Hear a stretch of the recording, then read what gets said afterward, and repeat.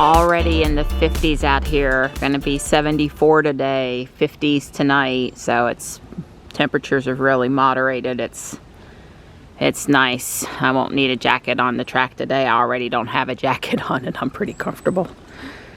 Morris is so sweet in the morning now. He looks up at me expectantly for pets more so than, oh my God, I'm starving, I need food, like right this instant, which is really sweet that he pauses to acknowledge me and get a couple of head pats before he digs in. I guess I am noticing back here that, you know, my flowers are basically gone. There's a couple of things. This one begonia over here is hanging on nicely, but not a lot of flowers. And I guess when we blew the other day, we got a lot of leaves in it, which is, you know, not a problem. It's going to be fried here pretty soon, but maybe not for a couple more days. This is my life in the woods. Go around in the morning and knock leaves out of things they're not supposed to be in. But it's okay. There, that's at least better. And yeah, I was just noticing, you know, the impatiens over here are all pretty shot now. But that mum, that mum that we bought I've been watering it every day. It runs through, which is, so it's not, you know, overdoing it. And it has stayed nice since, God, it's a full 4 weeks now, or more than 4 weeks, because we bought it on our anniversary, which was October the 7th. So, it's lasted very nicely. I guess they just really do need a lot of water, and with it being right there, I've remembered it every day. So, we are going to go to the glass station tonight in Farmville, North Carolina, which is out toward Greenville and ECU, but not quite that far. So east, and watch a glass blowing demonstration, which we've done multiple times before. So some of you in the fall usually that have watched the channel for a while might remember. They've changed the format a bit to more of a pop-in than a sit down and watch the whole thing, and somebody else is doing some other demonstration out there too. We'll try to take off out of here around 4 this afternoon. It's like a 90-minute drive if traffic's not bad, but it's a holiday weekend, people getting out of work and maybe headed someplace, and a Friday at any point, and so we gotta allot some time. Hi, bud. I was getting leg rubs from this one. Hi. If I'm getting leg rubs, it's always you. And I don't mind it as long as you don't trip me. So this is the oak leaf hydrangea, and you can see the damage from the deer where they stripped it up at the top. And it was really looking pretty this time.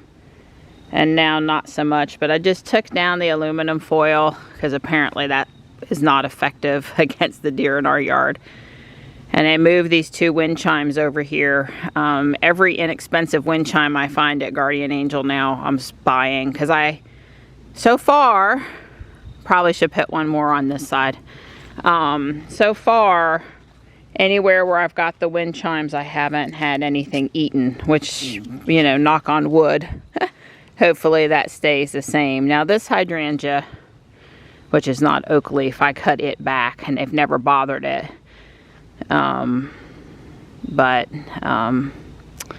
Yeah, I'd really like for that one to do its thing, and Don put up the fence and everything, and something about that bush and that being one of maybe their natural walkways. But maybe with the wind chimes there, that'll be more effective, and this year when it comes back, it'll make it through the fall. If they would just eat it at the time of the year where it's not blooming, or not, you know, changing into that beautiful fall color, that would be great too. I have lots of helpers this morning. Hi, Tux. Hey, buddy. Hi. He goes, Mom, can I have attention? You've attentioned those plants, and now I need attention, Mom.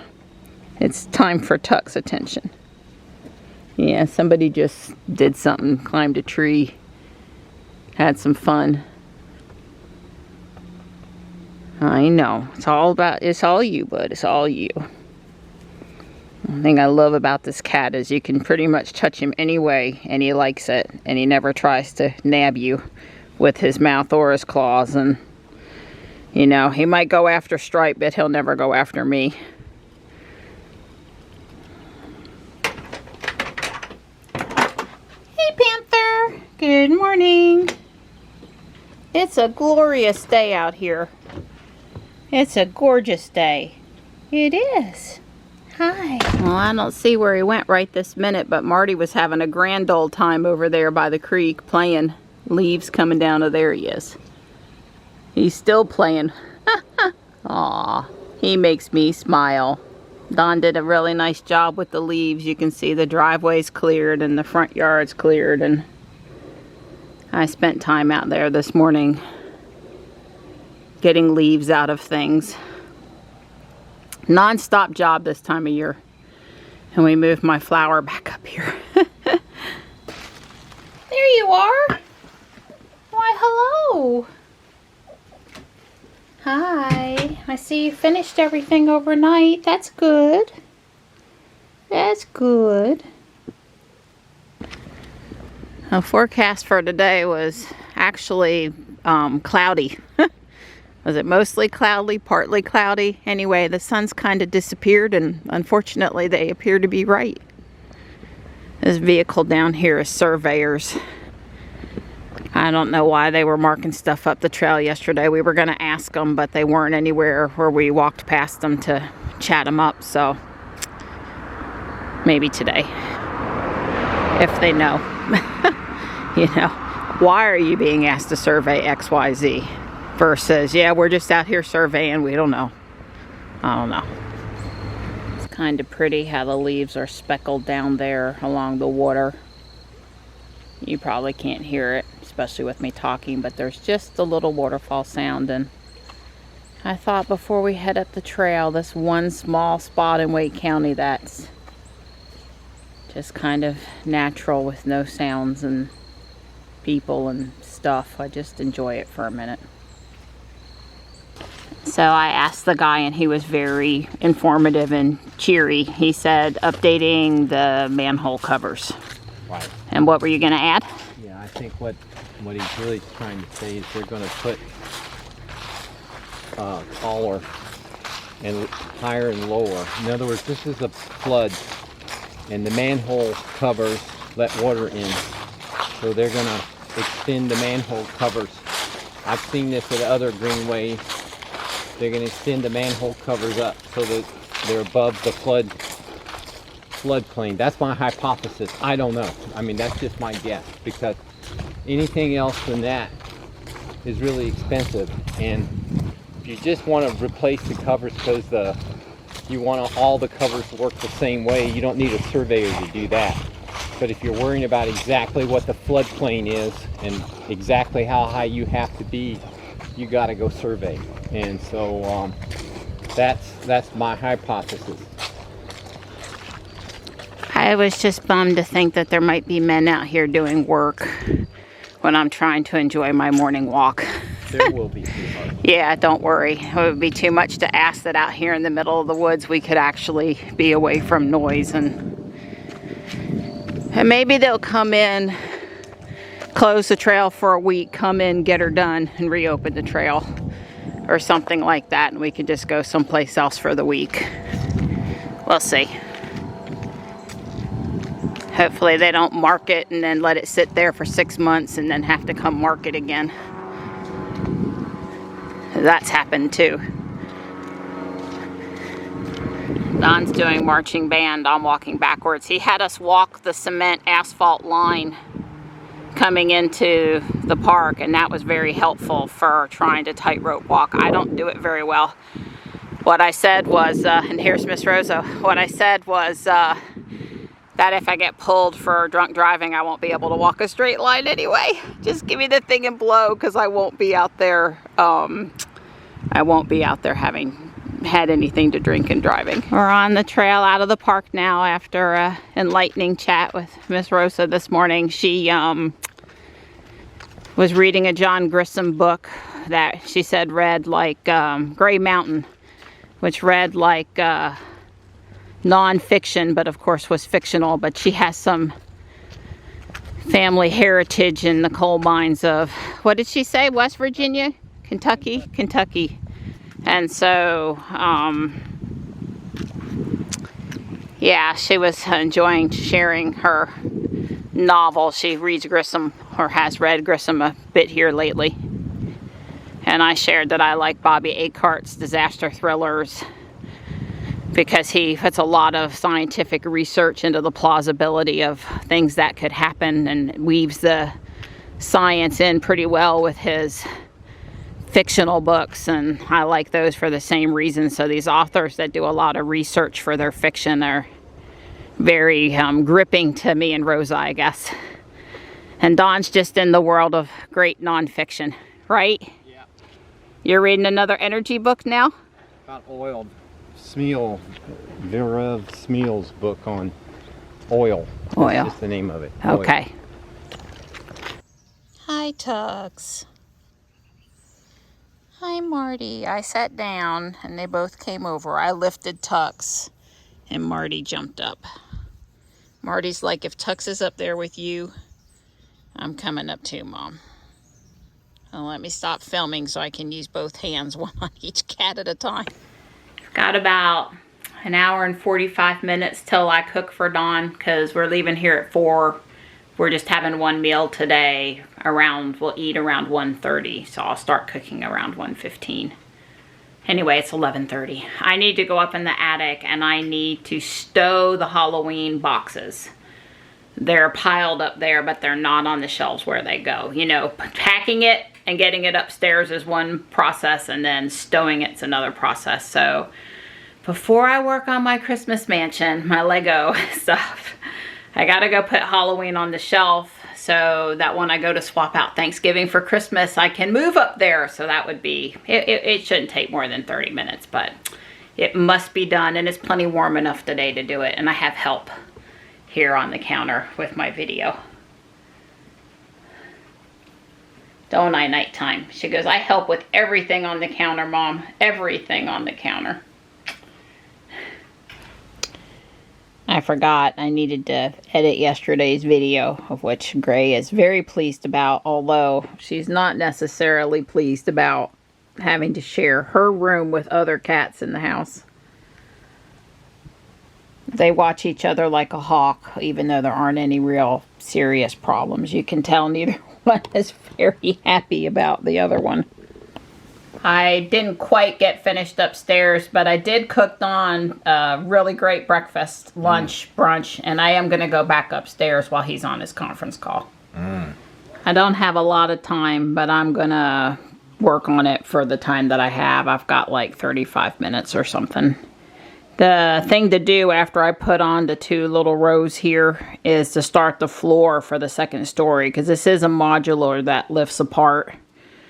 So, you know, I might start that. You know, the floor is its own little jigsaw puzzle step. And hi, baby girl.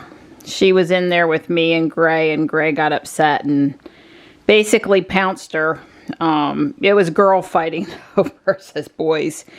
It was an I'm not happy with you, here, let me pounce you, versus an I hate you, I'm going to tear you apart. So nobody was hurt. The top part minus the part over the door is finished. There was like 3 or 4 levels. I added a mailbox for Santa's letters and a birdhouse on the back, complete with bird. And tomorrow I'll start on the floor for the second floor.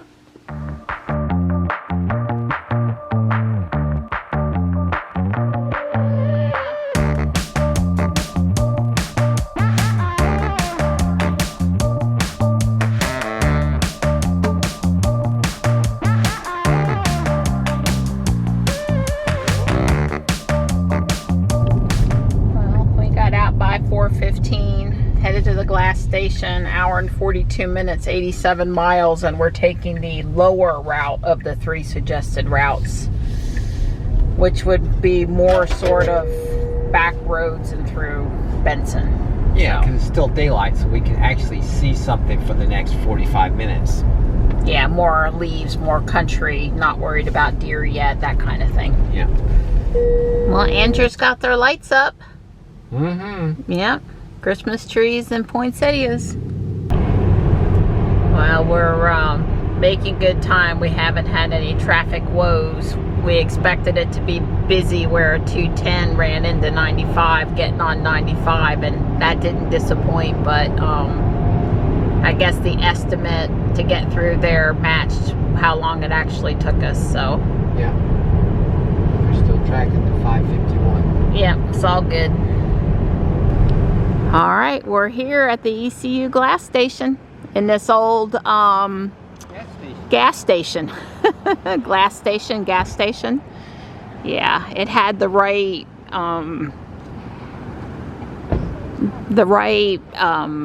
template for what they wanted to do with the glass and the, you know, equipment. Yeah, I guess we haven't been here since COVID. It's been a couple years at least, but it looks exactly the same.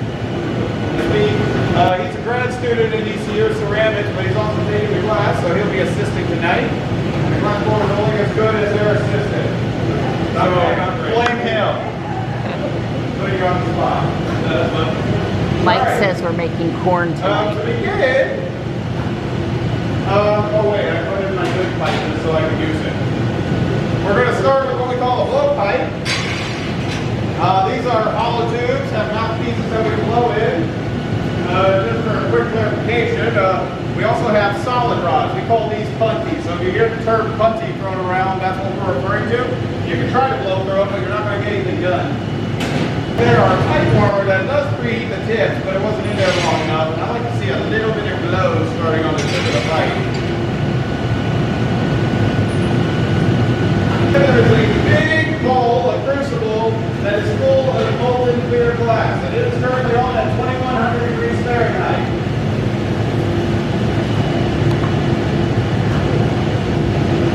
So as you can see, that glass at that temperature is about the consistency, maybe slightly runnier than honey.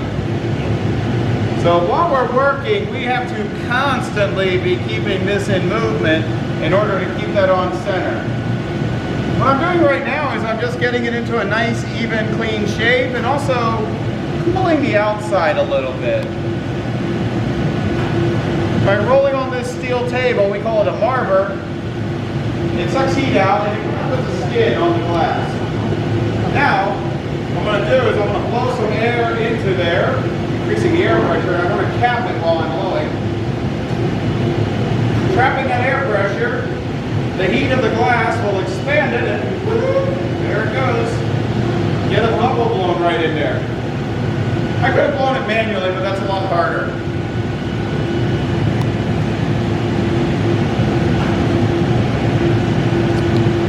So we only have clear glass in our furnace, and to make it color, we buy pre-made color glasses. We've got it set up all over there. I'm just going to be making a clear glass core, and all of the other parts are going to be brought and added to it. So all the other parts will be colored. Nick will be making and bringing those. Really, I had the easy job tonight. Nick has the hard job. I know. You want to switch? I know. I said you want to switch. No, okay. No. So right now, I'm just waiting for it to cool down. This isn't quite enough to make a piece of core. Well, we can make one of those little unicorns. So I'm going to wait for it to cool down. I'm going to go back to the furnace and get some more glass, and I'll probably do that twice. Each time we do that, we call that a gather. This is probably going to be a 3-gather piece, plus a lot of hits. While I'm waiting, I'm just going to make sure all my tools are arranged. So it's gathering more glass onto the tip, making it bigger.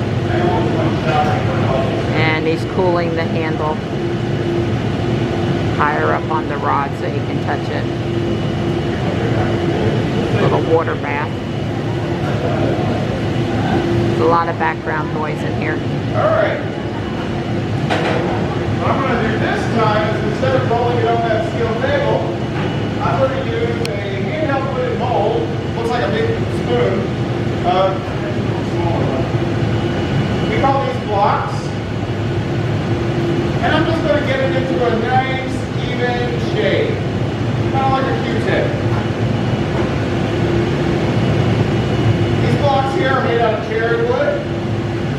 soaking in a bucket of water all the time. And as long as they stay wet, they don't burn up too quickly. We get a good year of use out of each one. And go ahead and put a little bit there in it.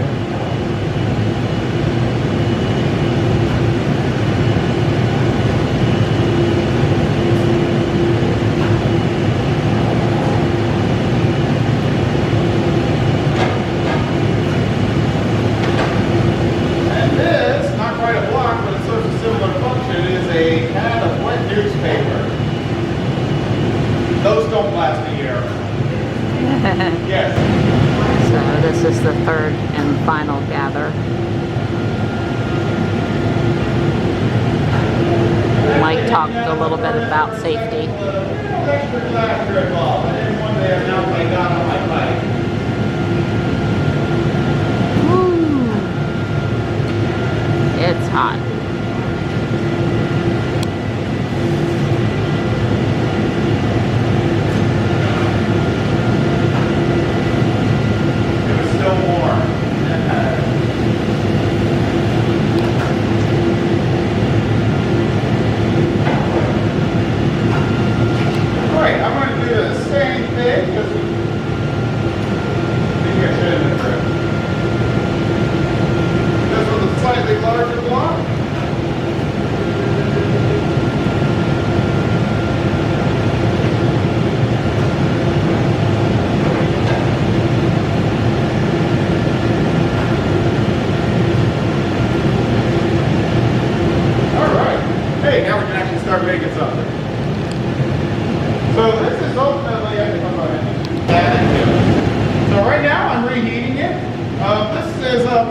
Commonly just refer to them as the holes. It's a reheating furnace. It's an on-demand item. The main furnace is on 24 hours a day. This is only on when we're going to be working. It takes about an hour to get hot. It's on at the same temperature as our furnace, 2100 degrees.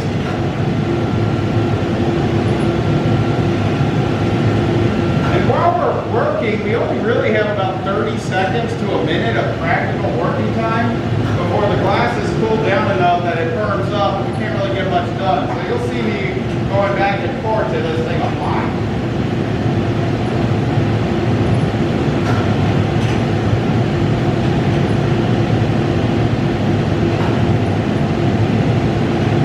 So I'm going to do some initial blowing.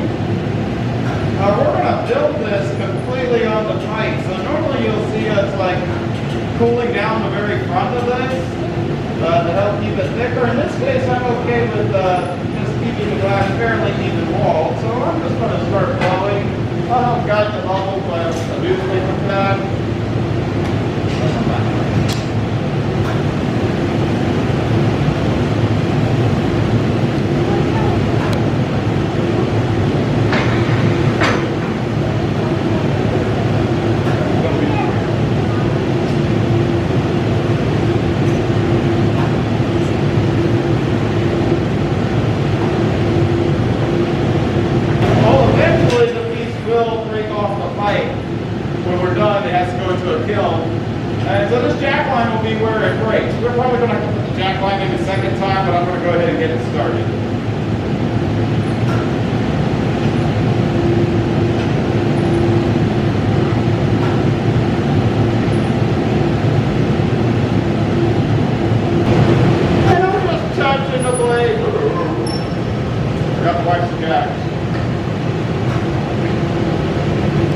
Jacks get lubricated with beeswax. They don't have enough on there. You hear that awful screeching sound.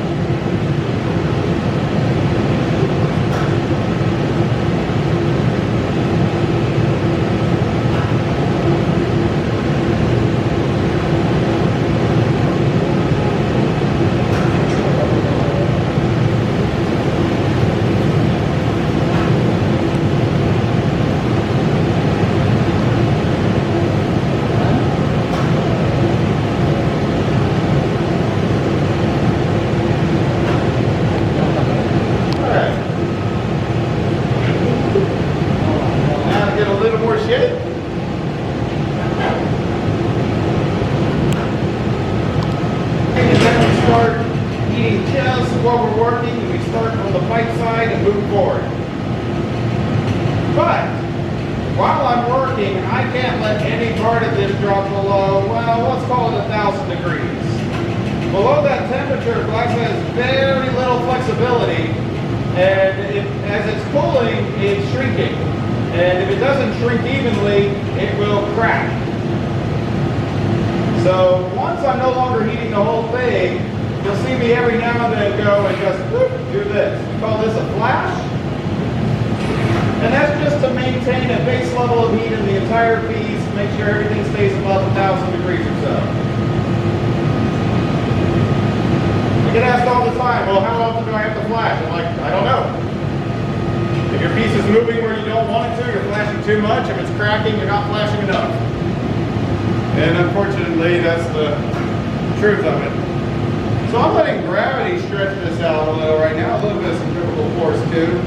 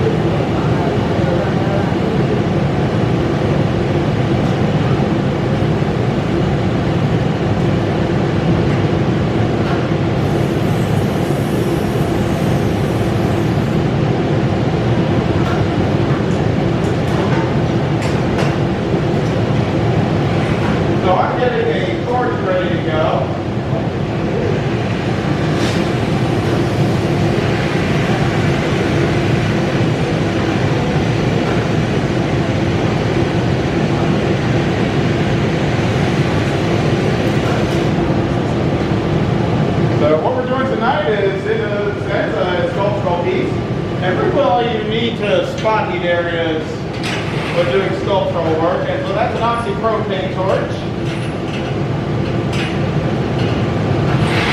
And properly dialed in, the flame on that is probably in excess of 4,000 degrees Fahrenheit, so yeah, don't touch it. It's pretty as it looks.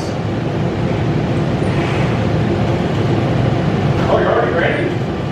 About 5 seconds, yeah. Okay.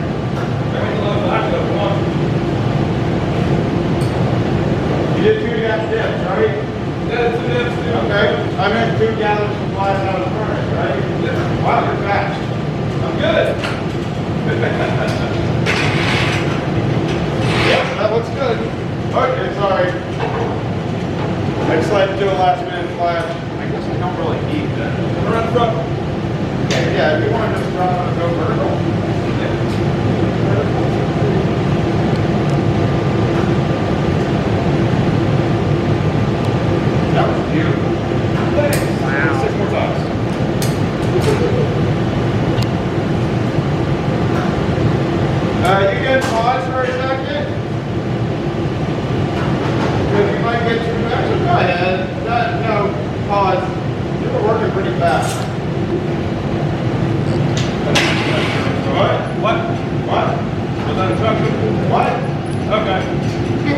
No, I said you were working pretty fast, so if you could actually let me get a little work done, then we can go for the next one. Yeah, sure.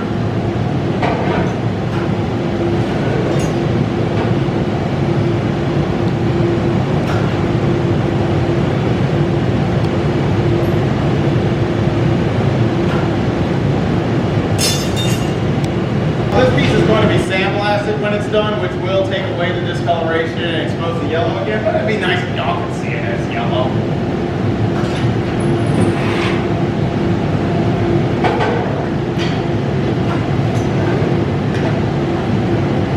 So he's using the tool to put the kernel pattern on the glass that's being added onto the original I'm going to piece. have to torch.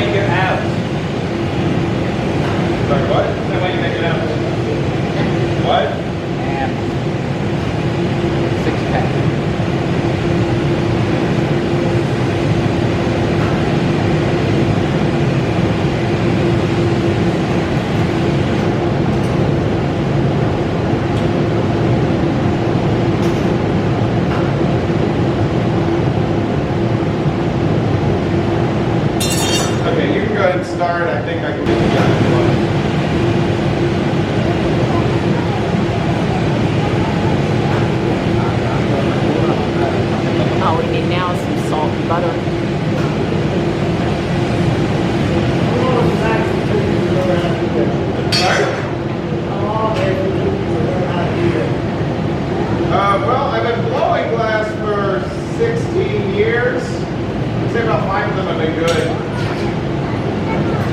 We generally say that it takes about 3 to 5 years to get what I would call the basics down. And it doesn't mean you won't make good stuff in that time. It just means that's kind of like the point where, you know what, I should flash. Otherwise it just starts cracking on me.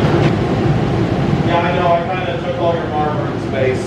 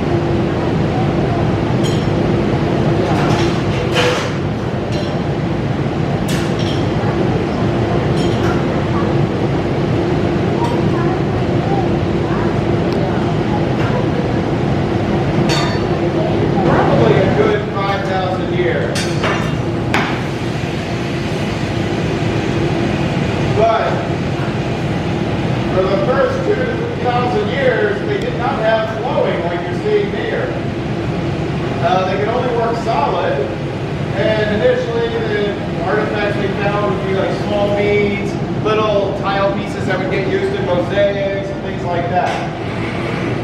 Eventually they did find a way to make vessels out of the solid forms that they had. And they came up with a process called core forming, where they would pre-make a core of the interior shape of a vessel,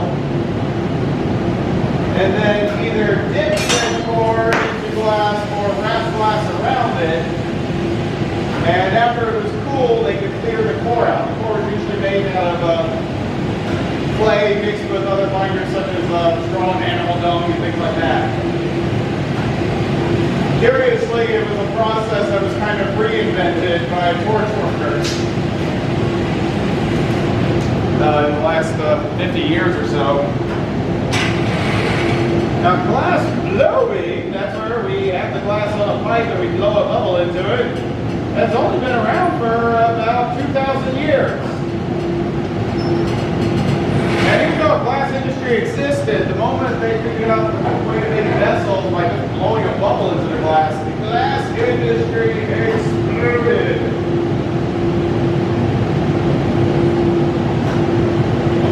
I lost sight of that road. Commonly referred to Roman glass. That's because all the glass places where all the glass blowing was done at the time, it was under the Roman Empire, but it was not in the city of Rome. Where it originated, we're not exactly sure. Possibly Syria, possibly Egypt, possibly Israel. But definitely somewhere in the Mediterranean area.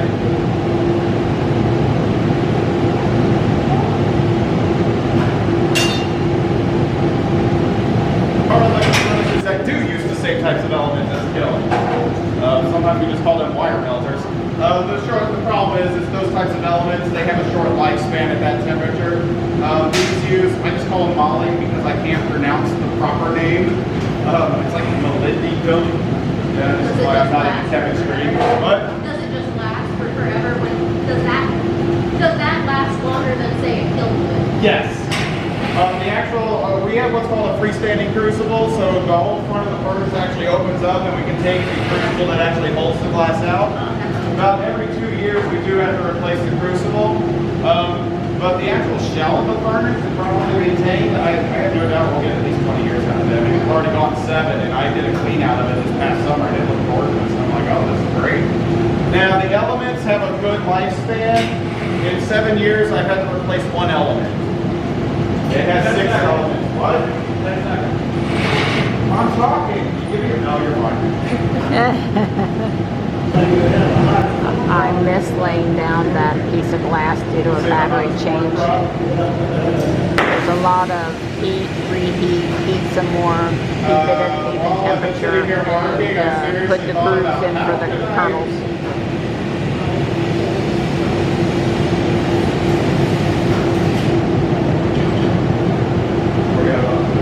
It shouldn't be oxygen, but actually takes a lot today. Can you go check the pressure on the tank outside? It was about half full yesterday when I checked it, but you can burn through a tank in a day.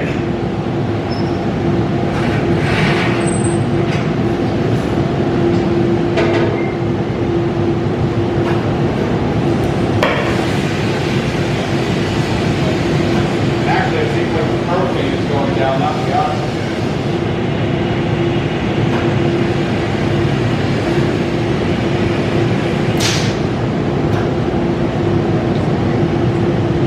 I actually turned it on here.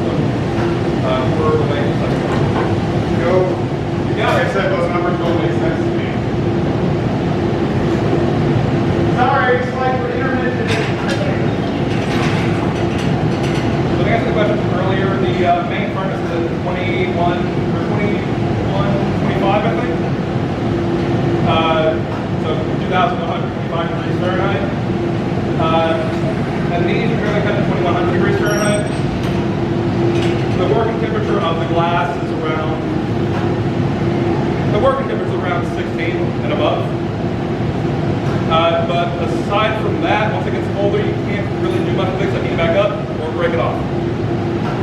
For this is not moving. The core of it is probably sitting around 16, 17, 18, somewhere around there, depending on the actual weight of the piece. It wants to move by itself. He adjusted the propane and the torch should be all good now.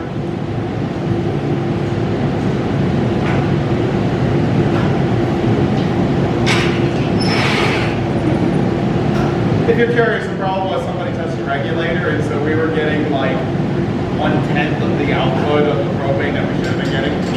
And it just burned up some of the pressure in the line, which is why it was working initially.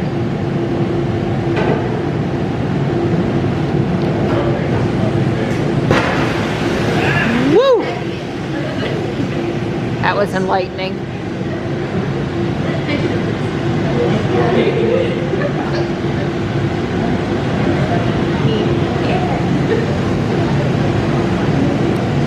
Yeah, I was sitting there fiddling with the propane knob the whole time earlier, and I knew I turned it up.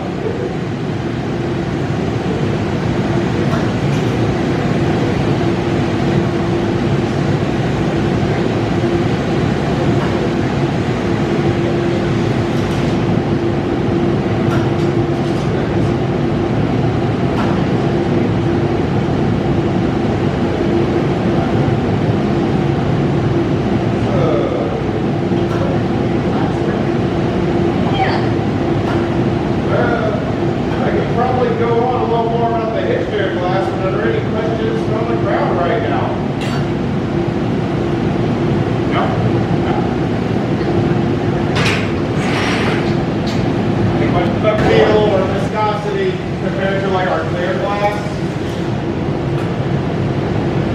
And we generally just refer to that as soft or stiff.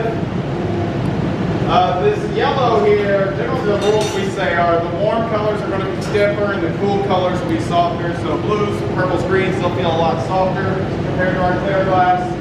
Red and yellow.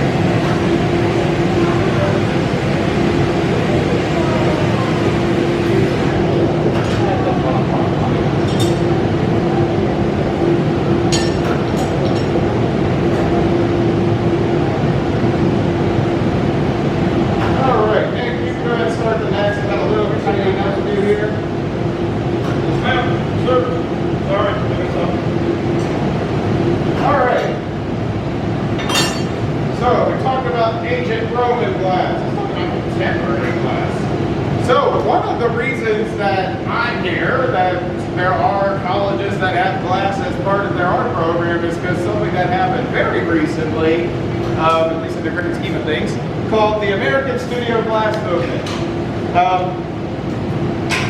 This is a art movement that we credit the year of its beginning as 1961. Really, it started a little earlier than that, but this was led by primarily two people.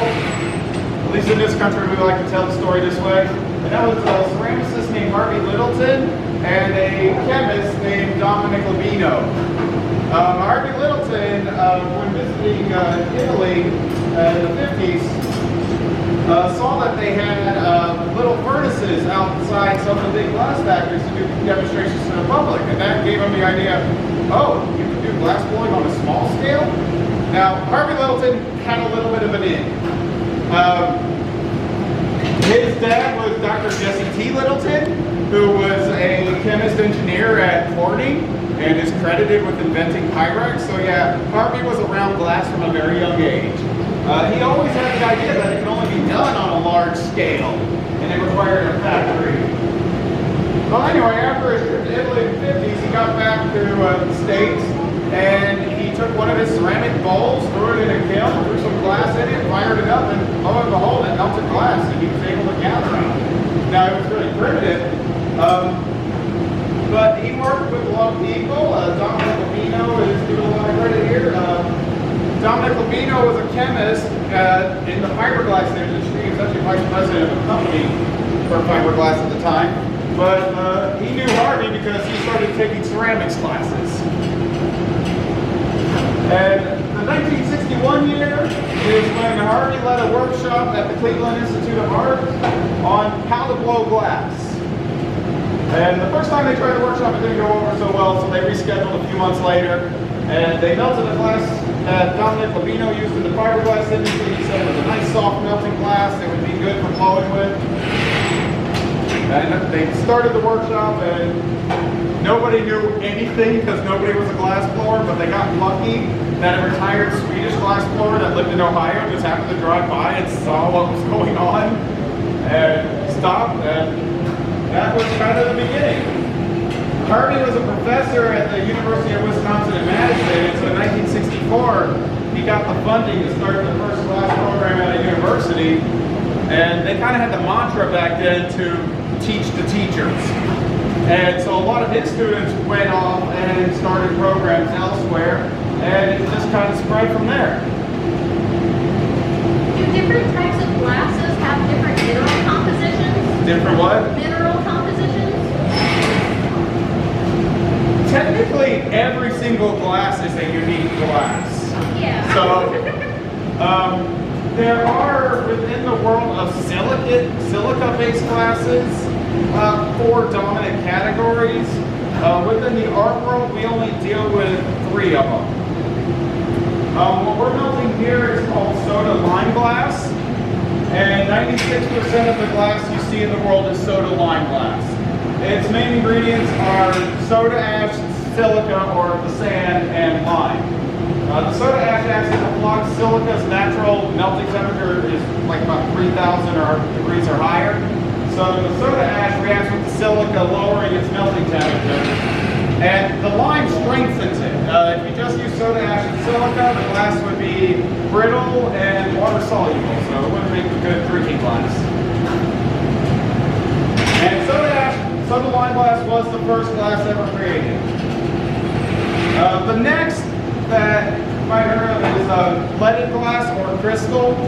I'm not entirely familiar with the chemical composition of it. I just know it contains large amounts of lead oxide. I know a little bit of the history of it. The Italians had figured ways to clarify glass. So silica will contain impurities. How you doing, Nick? Go ahead. Silica will contain impurities that will discolor the glass. Like, for example, our glass here uses erbium to clarify it. If it didn't have the erbium in it, it would have a yellow color to it. The Italians had figured out that you can start adding stuff to counteract any coloration in the glass. But they were very secretive. And they called their clear glass cristallo, or calling it just crystal. But it was still soda lime glass. An Englishman named George Ravenscroft wanted to find a way to recreate the Italian cristallo because it was very expensive to import. And through his experimentations, he found that if you just throw a ton of lead oxide into a glass mix, it clarifies it. It also has some other fun properties. It makes a softer material, both when it's at room temperature and not. So it's actually very easy to grind and polish, which is why a lot of crystal is cut and faceted.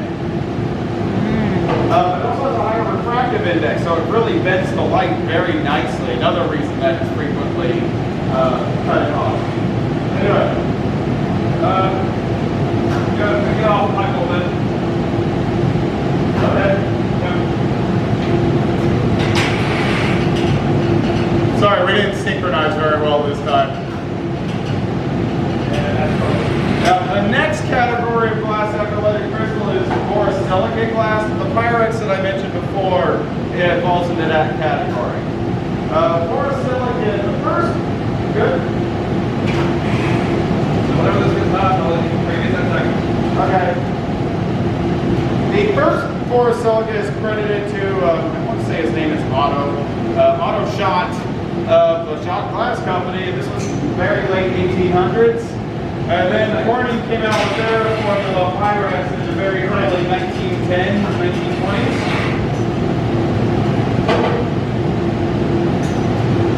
I will talk more about the working properties of borosilicate in a moment. Save that time, save that channel. Oh wait, we're not making the batch straight. I'm going back to this one. I had to ask your time to line up.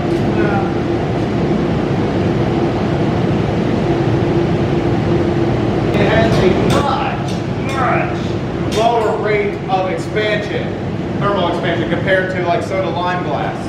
That means it is less likely to crack. A little more heat next time too. I know I told you to try it colder. Yeah, I like that.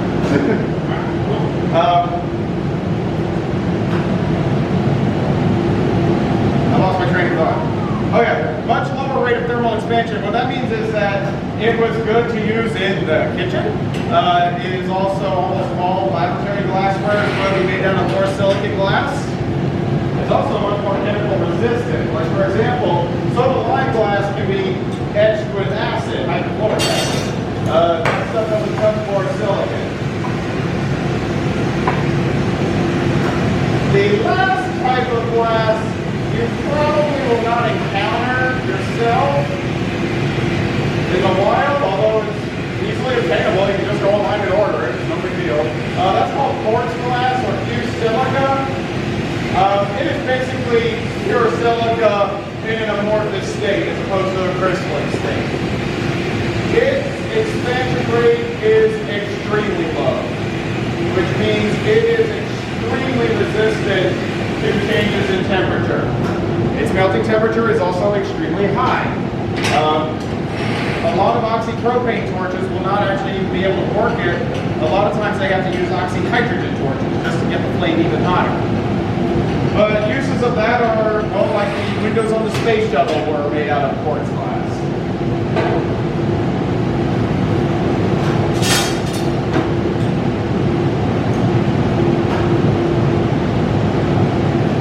If you ever check out Corning Museum of Glass's YouTube channel, they have hundreds of videos of glass blowing. If you ever see any of the ones that were filmed in their amphitheater, they actually have quartz glass windows on the back of their holes, and they have a camera pointing in.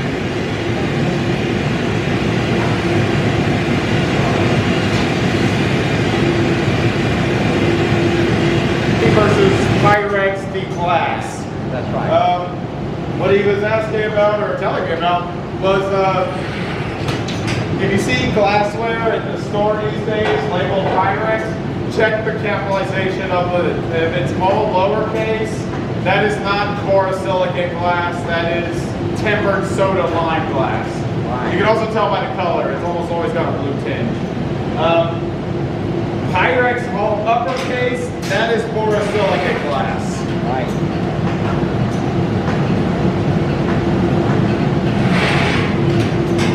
Because yes, borosilicate is more costly to manufacture. And so I think basically my understanding is that Corning, the company, licensed the name out to other manufacturers. I kind of have that wrong. Okay, I didn't know that. What? I didn't know that they had licensed it or possibly licensed it. But it was the name, but not the logo. That's my understanding, but I could have that wrong, so don't use me as a source. Okay.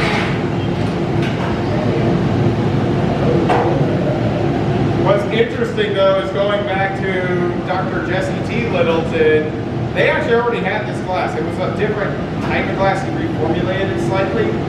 And he brought some home, and I think he brought some like disc home, and I've heard this story different ways. But Harvey's mom goes, I'm gonna try cooking on it.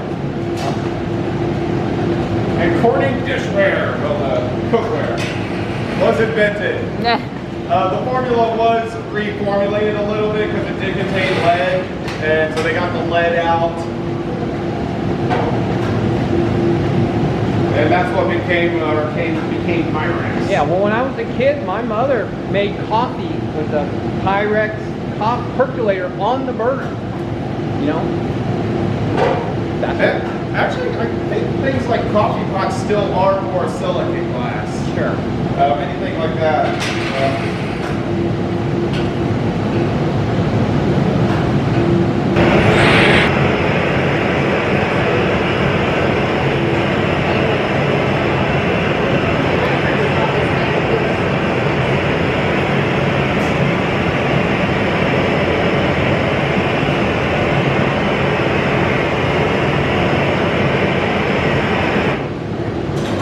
You good, Nick?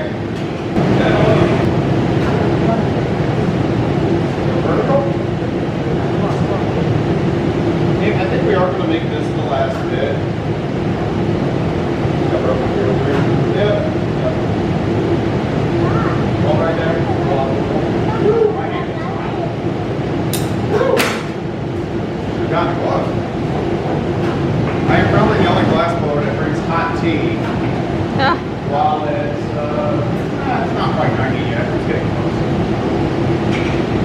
yeah, no way.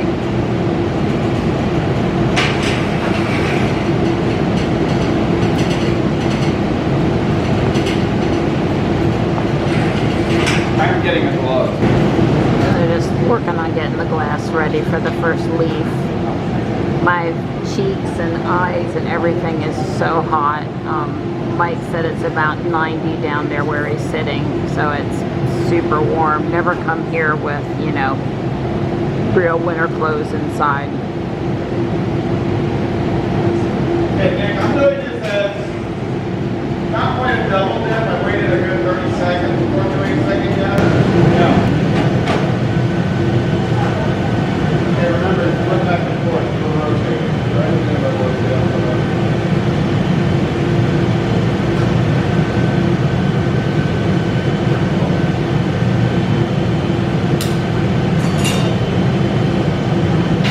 okay, maybe at least one more like that.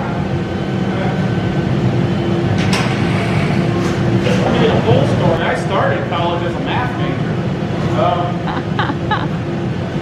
Anyway, I somehow ended up in the art department. I do get lost easily, to be fair. And in the art department, my concentration was actually drawing. And my career goal at the time is I wanted to be, work in the toy industry in some form or fashion, as a designer, sculptor, something like that. I figured drawing skills help everything.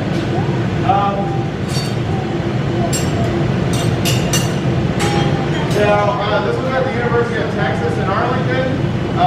They have an amazing glass studio. I took it just to get that checkbox to do a 3D studio elective on my degree plan. And I'm like, well, that was kind of fun. So I did it again. And then my second year, I did it again, and I was also the work study of the shop, or top tech. And yeah, anyway, I graduated with 3 years in the glass studio, and I was still technically a drawing major.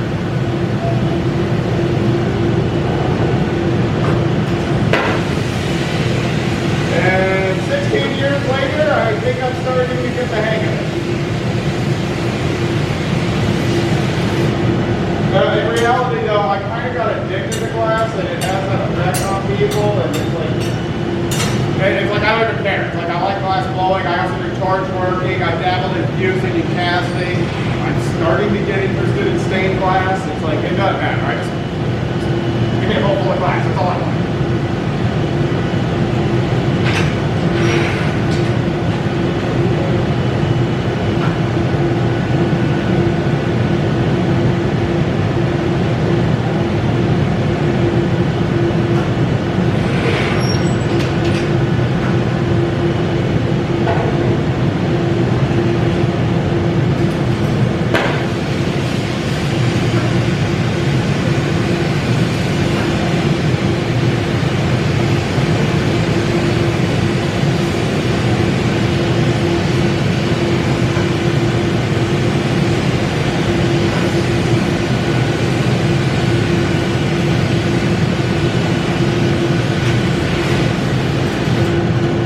Now, kind of going into it, I think one of the things that I love about glass is that I like, well, first of all, the process is just fun.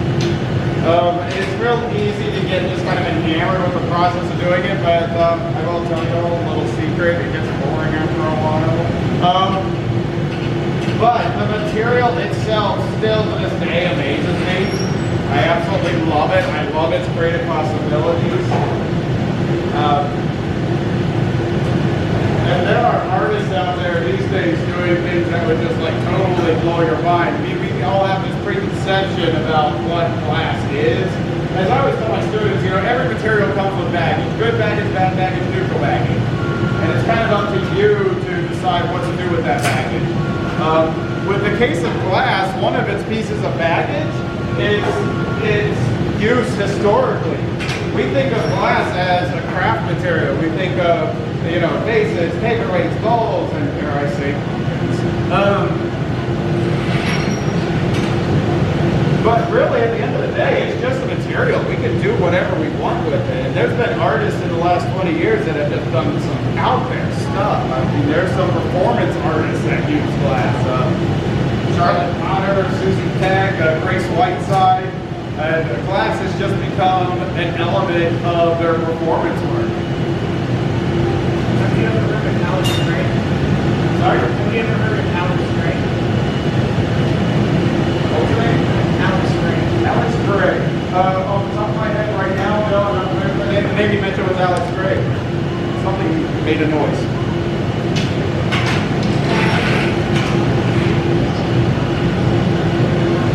I knew we needed to use green and yellow. Corn research. I always say that because I'm sitting here thinking that I looked at pictures and I can't really think what the little tips of the leaves at the top look like off the top of my head. I know it has that little hairy stuff. I should have printed out a picture. I can't do the hairy stuff. That's just too fine to do. About 5 seconds.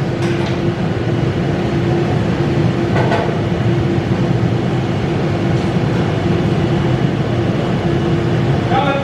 All right. Remember the line story? Wow, that's floppy. Very hot. Total heat.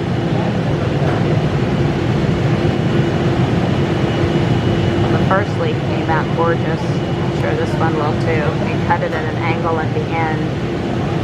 And then that stayed with the piece. That's farther along. I'm going to go for one more, so go ahead and start making it. So how much weight is on the end of the pipe now? 10 pounds, 15 pounds, 5? Is it heavy? It's definitely heavy. It feels like 15, but it's probably more like I hold it down slightly, whatever I need, I started bending over. I have a postage scale at home, if I remember.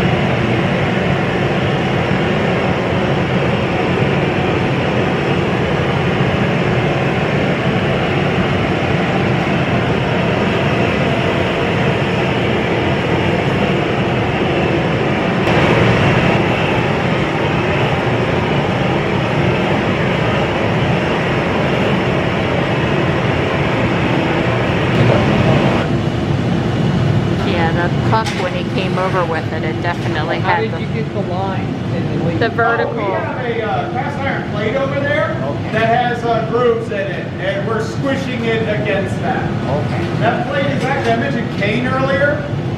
That's actually one of the uses of that plate. Is you can lay the canes in it and then heat it up at the kiln. Are you ready? Yeah. Sorry, you didn't give me a warning.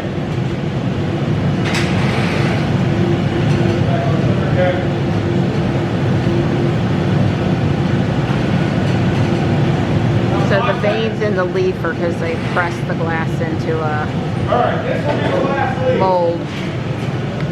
Oh, crap, I took my glove off. This is one ever. Oh. Mine starts.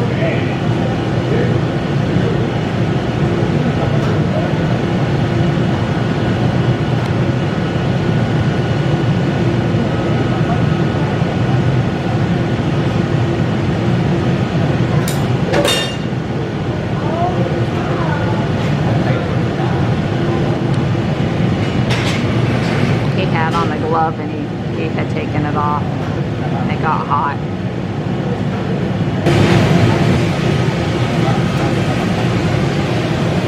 Two of the leaves ended up touching and he cut in between them. Now he's just trying to smooth them and straighten them a little bit so the tips are very pretty. It's a lot of work to keep the glass, the whole project at the right temperature.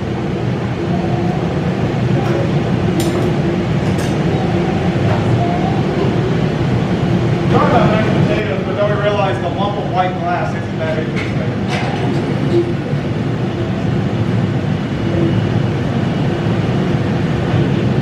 apple pie with the lattice work.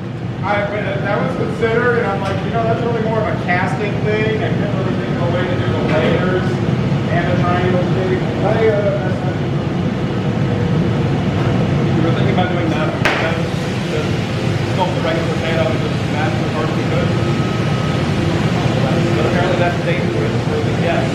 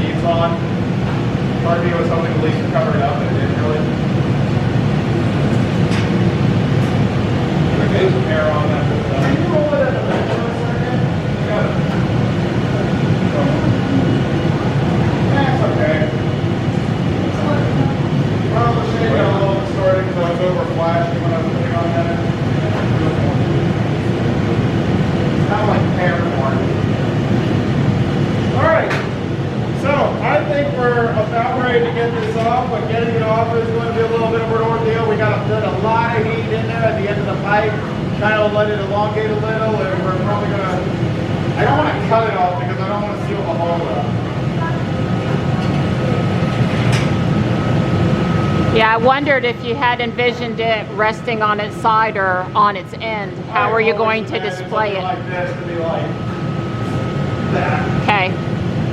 But not to the extent that I'm actually going to check it. You know, with enough glue, it'll sit anyway. Alright, so, Nick, I'm okay. I'm going to need a bit, but if you want to go ahead and think about getting suited up, you don't have to do it, just think about it. I confused him. So I'm going to be adding a lot of heat back where we did put a jack line in initially, but I put those bits crossing over intentionally. And I kind of got to cut them back down.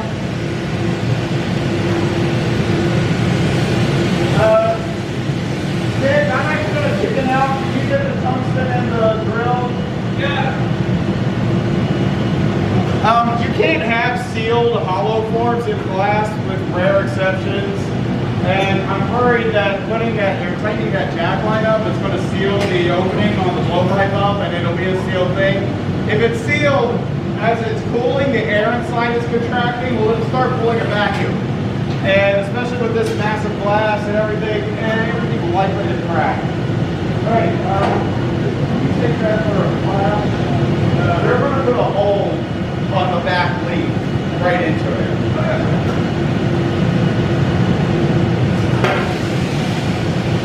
So what Nick got me is a drill with a sharpened tungsten rod.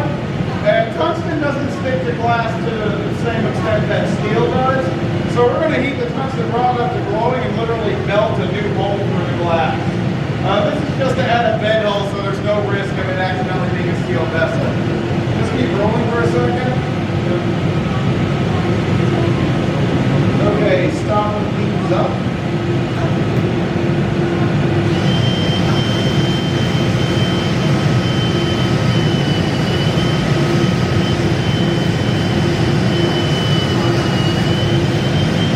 Alright, new hole in.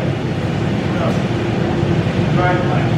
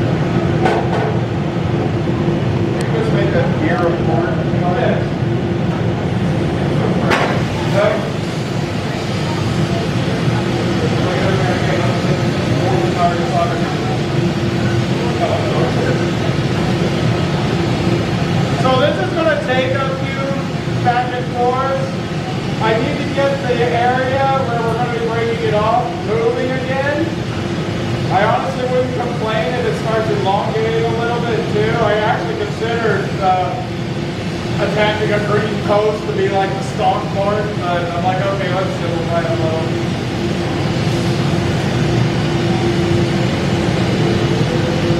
I seriously thought about putting it in a kiln, and then we would make the post and we would go pick it back up again and let it hang. Okay, I'm looking at like the series of notebooks where it's like, oh, like this.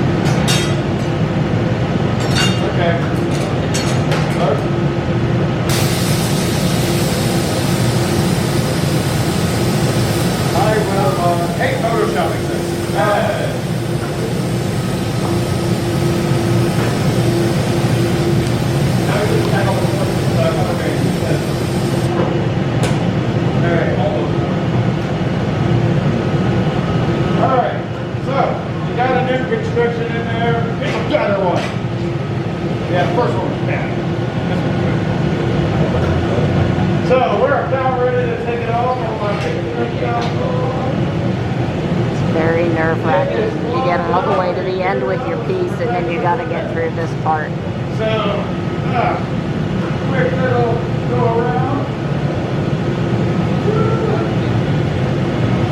Not the best corn on the cob in the world, but first time I've made it, to be fair. First time Nick's made it, to be fair. Technically second, but we never finished the first attempt, so that doesn't count. Alright. I think we're ready to get this thing off. There is some fiberglass on the top shelf on the right side there. Yes, sir.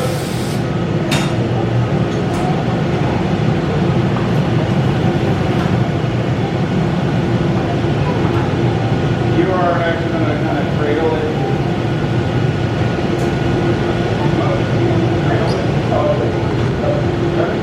And when they go, they got to go straight to the kiln. Very important to get it in there quick at the right temperature so it doesn't cool incorrectly. Woo!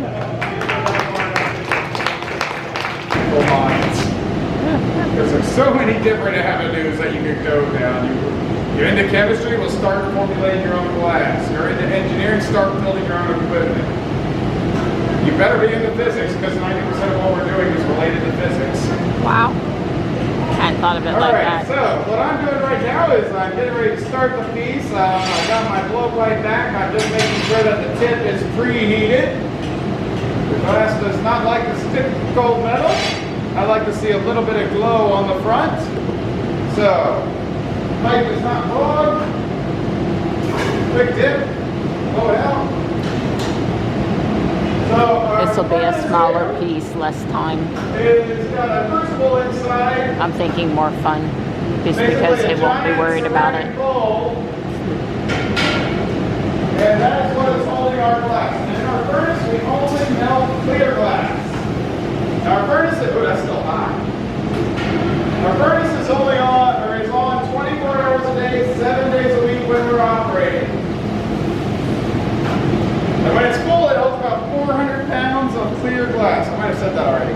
So what I want to do now to make it color, we buy pre-made color glasses, which is what's in these containers right here.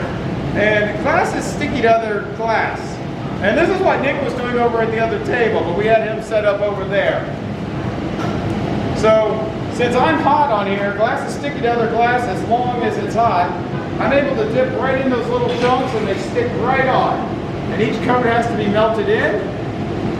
So right now what I'm picking up is white. Do I want to do pink and white swirl? Yes. Got it be swirl. I was thinking of just doing pink inside or white inside, pink outside, but no, swirling it looks cool. So right now I'm picking up white. And I'm going to put probably a couple of coats of that on. I want to make sure this piece is fairly opaque. And this white is an opaque white. Now glass is very touchy. We cannot just combine any random glasses together. The short explanation is that all materials have an expansion rate. And with glass, if their expansion rates are not compatible with each other, as they're cooling, they'll be shrinking at different rates, and that will cause stresses in the material, which will cause your pieces to break. Because below about 1,000 degrees, glass has little flexibility. So you have to make sure when you're combining glasses together that they are compatible. These colors are made by a company in Germany, and it's compatible with the glass we melt in our furnace, so everything is usually okay. It's still good to test. Clear glass is very nice, to be fair. Just doing stuff in clear makes it simple. Introduce and present in materials. I believe some yellows come from sulfur. That sounds cadmium. good. I also think sulfur can make amber. Really, the chemistry that we use in glass is very similar, not identical to the chemistry used in ceramic glazes.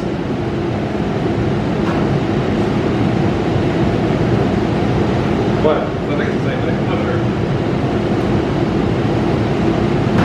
Now this may not look like paint.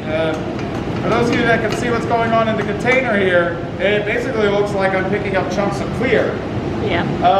There's a fun property in glass color called striking, that essentially the color did not actually develop when the color was originally manufactured, and it requires a second high heat up for the color to actually pop out or strike.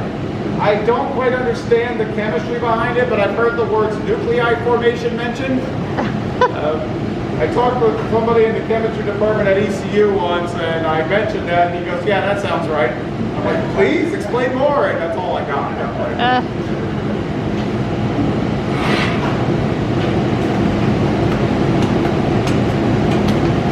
Oh, there's a little color coming. Yeah. All right, what was that? 2 coats of paint? We'll do a 3rd coat. You can't really overdo this paint.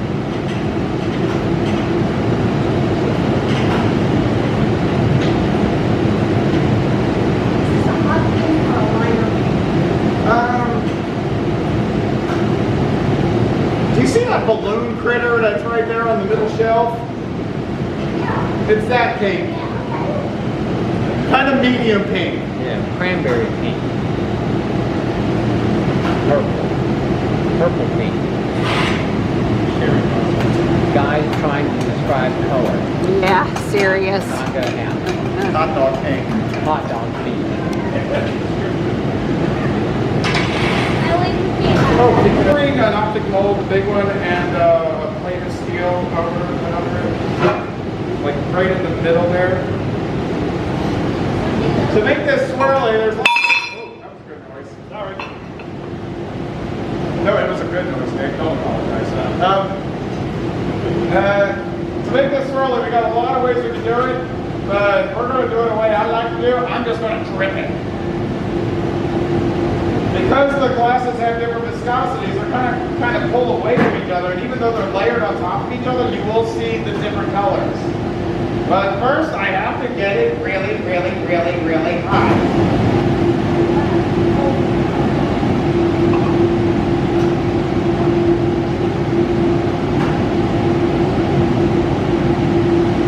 Okay. Kind of came off in a lump, not a nice strand. But the reason we went into the mold is because that's going to add a decorative element as well.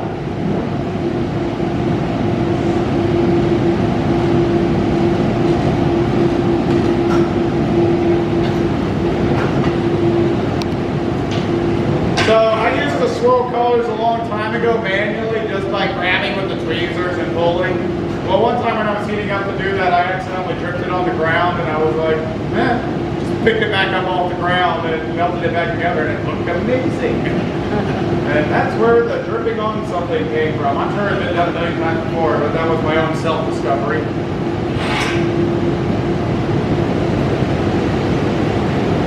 I don't do it on the ground now, I do it on something metal. So I'm rolling in place because the optic mold there, that's what we call those steel ribbed molds, put a pattern of spines in there, and by twisting it's going to cause little, you can kind of see it a little. Unfortunately you won't see the full effects of the pattern until it starts getting blown out. So what I need to do now is get this melted together, get a bubble in it, and then figure out the rest as we're going along. Right now I'm just getting it into a nice shape. Alright, now the fun part, trying to blow the bubble. So I'm blowing, trapping that increased air pressure in there. The heat from the glass should expand the air, and since it's already higher pressure, it should cause the bubbles to start forming and inflating the glass. But when I do the swirly colors like that, because of how hot I get the glass, it has a tendency to flow into the pipe and clog the pipe. And that makes blowing the bubble 5 times harder.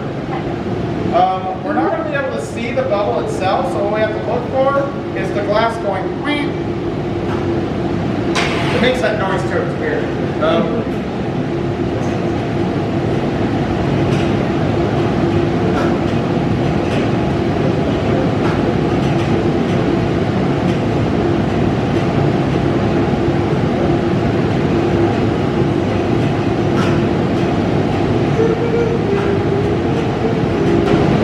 Still heating up, and so your blowing is actually just going to happen more faster. It's not a controlled way of doing something. So trying again, not sure if it's a superstition or not, but tapping sometimes helps that bubble.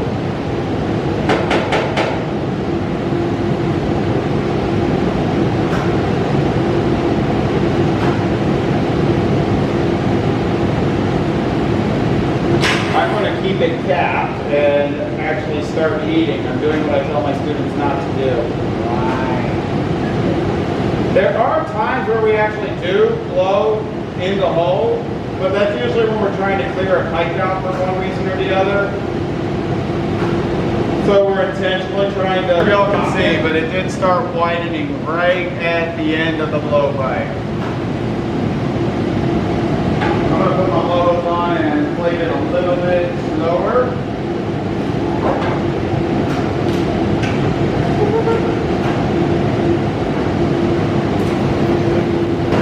He's going to gather a few more times so it's a bigger piece. Wow, that's some additional glass. He just did a third glass gather. I was letting a little extra drip off while I was in the furnace.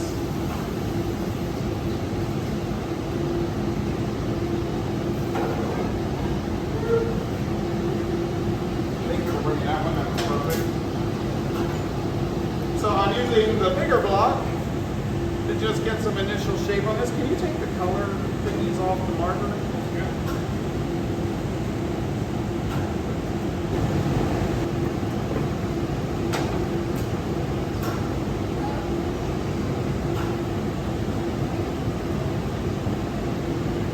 Alright. That looks like a Q-tip. Got a little bit of a divot on the front, but I'm not worried about that for this piece. So, now we're actually going to start making something. The first thing, I'm doing a heat. You can go ahead and shut it while I'm heating. First thing, I'm doing a heat. After a gather, the heat profile may be a little funky in there. So this heat, if nothing else, is letting weird gradations in temperature smooth out, so I don't have weird hot or cold spots. Basically resetting the heat profile. So even though it is modifying the shape, that's not my goal. My goal is to just suck some of the heat out.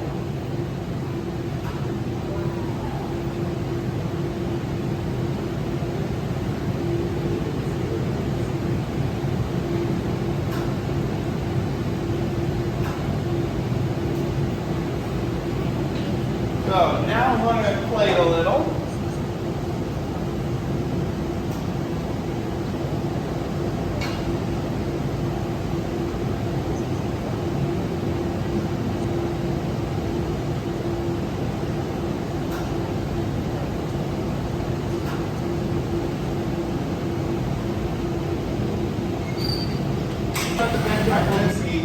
And I'm going to put a constriction in right at the end of the pipe. We call this constriction a jack line.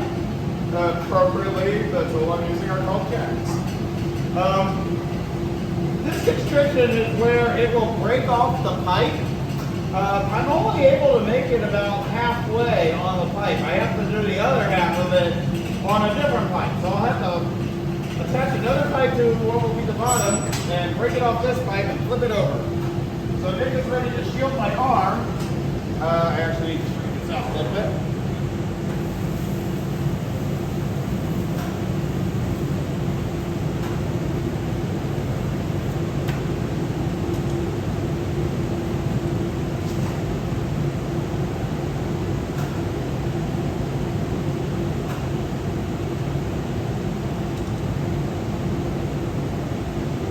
Okay, I'm good. So I'm putting in that constriction right towards the end of the pipe. I am blowing some.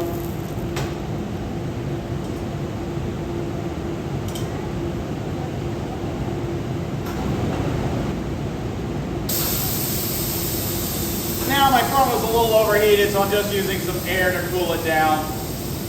I really should have done this before I actually did all that blowing into the jack line with aim. As I always tell my classes, it's just a demo.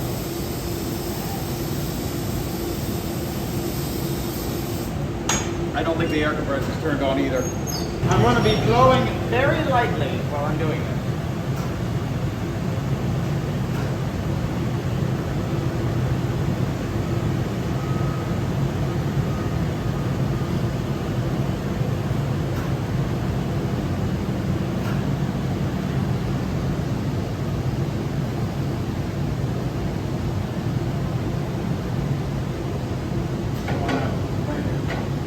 I kind of assumed the person that was here earlier turned it on, because that's what they're supposed to do.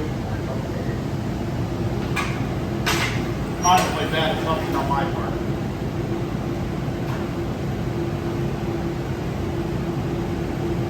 What? Very fine.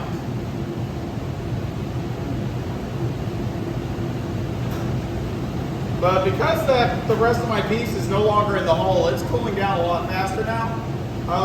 I can't let any part of this drop below about 1,000 degrees or so. If I do, it will start cracking. Okay. So every now and then I will go and heat the whole thing for a few seconds. We call this a flash. And the purpose of a flash is just to keep the entire thing above 1,000, 1,100 degrees thereabouts so it doesn't crack. Because even if a crack forms in a part we don't care about, the moment there's a crack in the glass, it can very easily spread into the rest of the piece.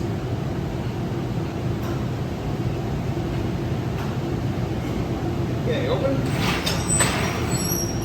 We'll try to put the bottom in this time. I'm not sure if it's ready, I just kind of... We'll try.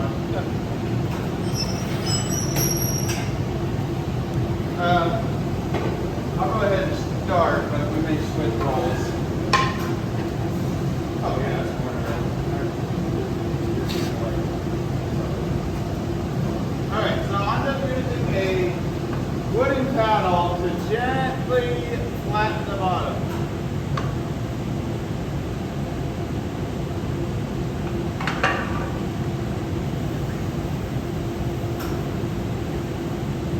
got a little wonky up there.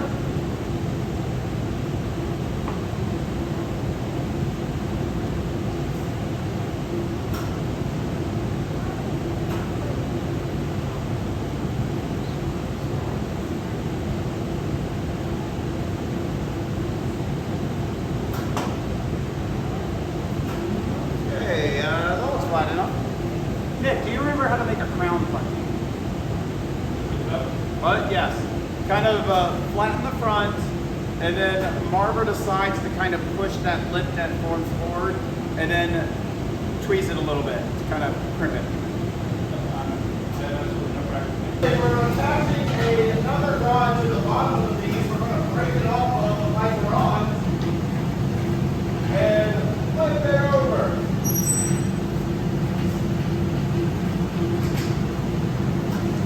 So he's going to transfer the piece from the rod it's on to another rod because the top of the piece is really the bottom of the piece. We've seen him do this before. It's pretty neat. Nick, this bunny is brought hot. It is fused on. So just go give it a little heat and I'll run another flash.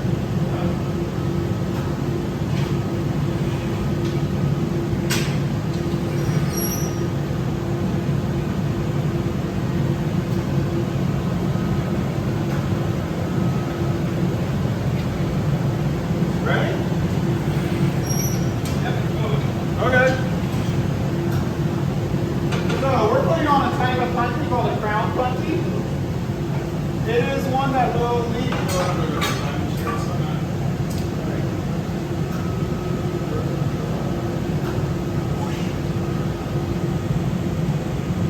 It's a type of punchy that will leave a little bit of glass on the piece that will have to be ground off later.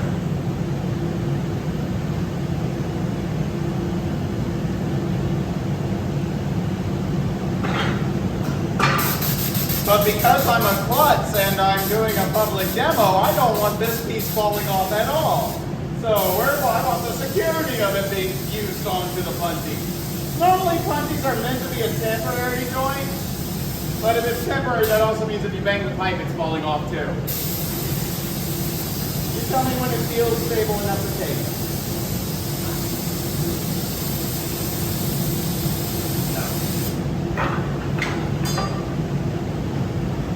And I will stand up and get the other door for you.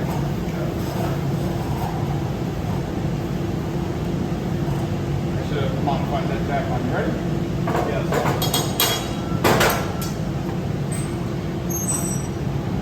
I'll go ahead and get my hand. A little bit of water on that jack line we put in earlier. That constriction. Thank you. So now what I'm doing is just making sure that it's perpendicular on the punchy. Kind of sighting the piece to make sure that that bottom looks like it's nice and square. It's not because I stopped rotating for a second. I'm doing a floppy nose, so I almost don't care.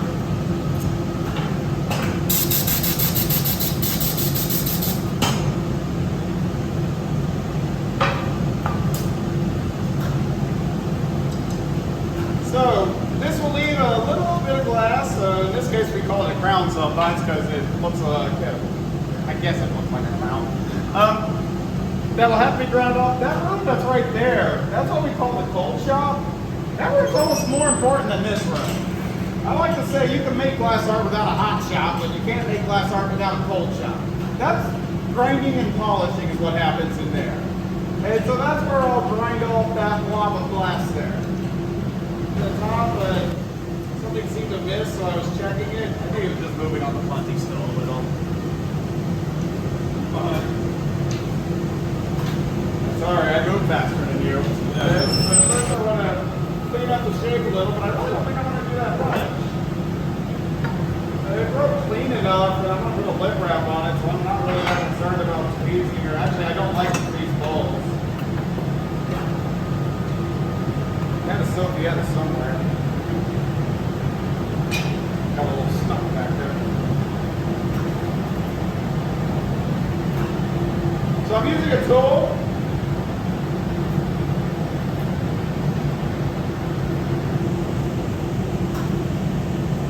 Sofietta. It's basically a lovely metal cone attached to a pipe, and we can blow through it. This allows us to inflate even when we've transferred to a bunty, as long as we can make a seal on the opening.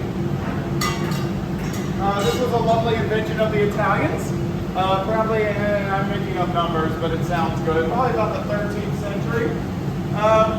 The Romans did not have that, but they did have a means to do the same thing. They would use a cone of wood that was soaked in water, and if they pressed that cone to the opening, it would create steam and inflate pieces. Wow, that's what they did. Can you real quickly... So they're going to put a white lip on the opening. Hold down slightly.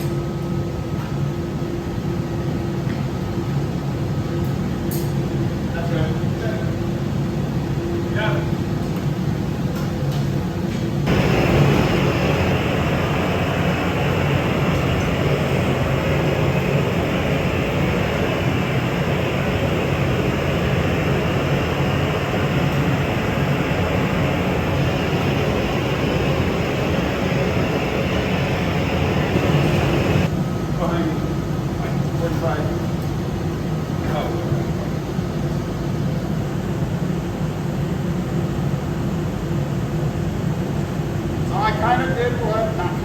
I wanted to put a pretty beefy lip wrap, just because I like the way they look.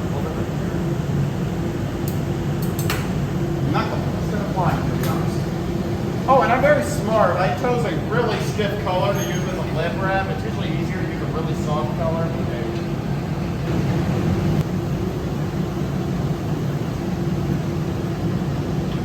The plate is going to take a little bit to get a little more melted. That's okay.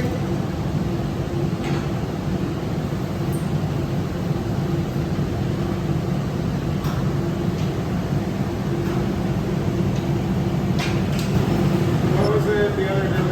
Somebody was doing coffee rolls on the glass, and we decided that the individual groups are called groups. It looks like it. What? It looks like it.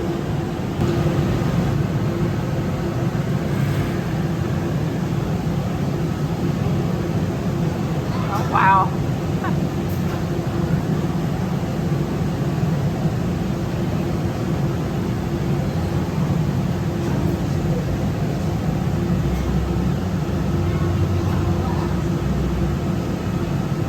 Okay, we're not going to be able to reheat this, so Nick is ready.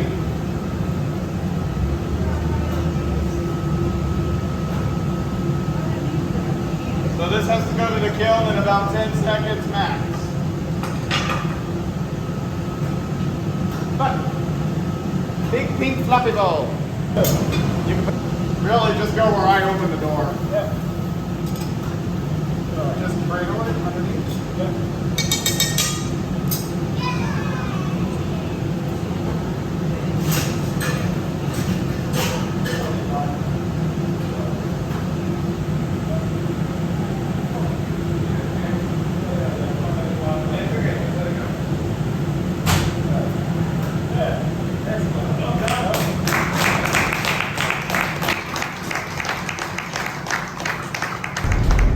We thoroughly enjoyed the demonstration. I think December the 17th, something like that, is the next one. The one for December, he'll do a Christmas piece. If we can, we'd like to come back. The Lake Myra lights are sort of on the way home, and I really like to stop in and see that display.